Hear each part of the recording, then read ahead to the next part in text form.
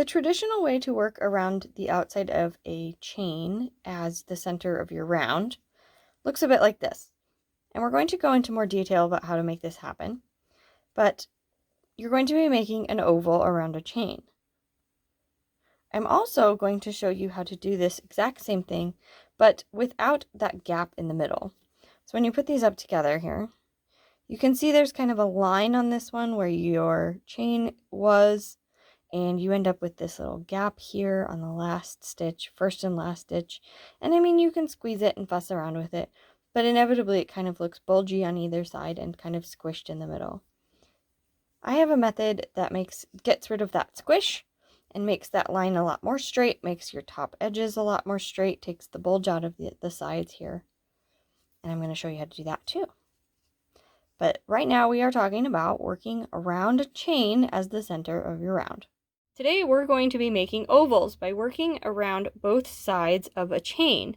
We're going to be working in the round, but with a chain in the middle instead of a chain 2 or a magic circle. So how does that work?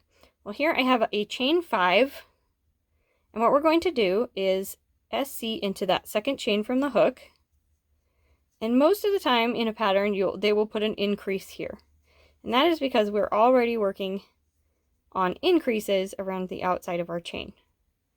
So we have an increase, and then let's work 2 stitches to get to the last stitch of the chain. Okay. In that last stitch, you're going to do an increase. And then you're going to rotate your work around upside down, like this. Not flip it. So not flip it this way. That's what we're used to doing. But we're going to rotate it around so that it's upside down. I like hanging onto that starting tail over here so that it doesn't get in my way. Where we're gonna work now is in the bottom side of that chain. The easiest way to find the bottoms is when you stretch it out, you can see where the underside of your stitches is. So here's that increase we just made, and here is the underside of it. So we're going to put an increase right there.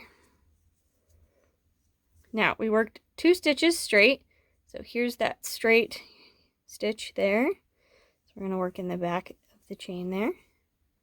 And there's the other straight stitch.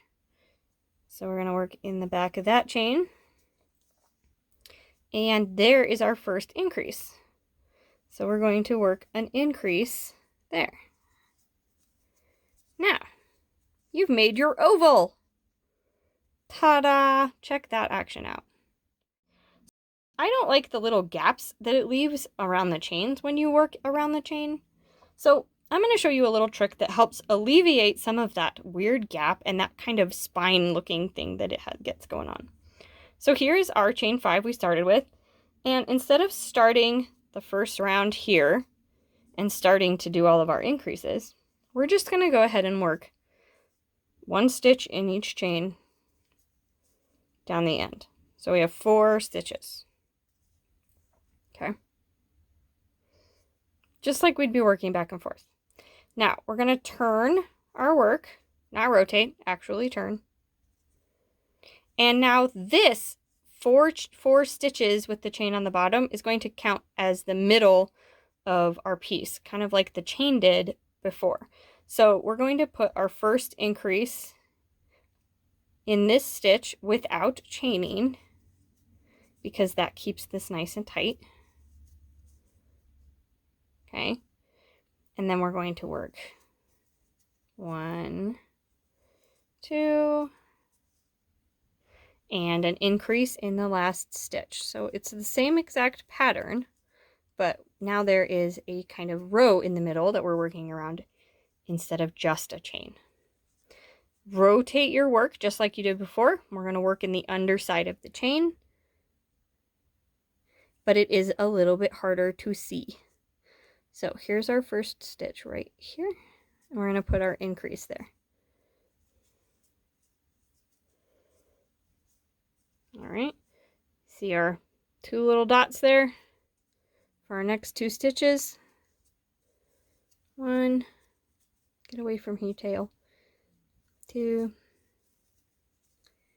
and an increase in the last stitch.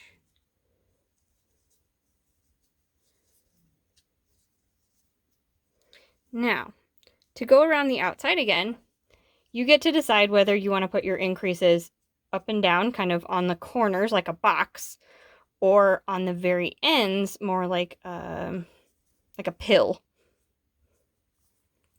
Let's go ahead and do them as a box. So that means we're going to do an SC here and an increase in the second stitch.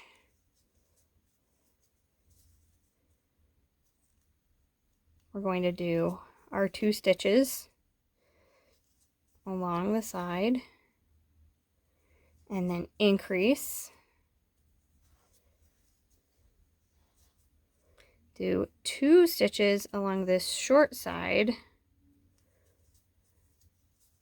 and increase.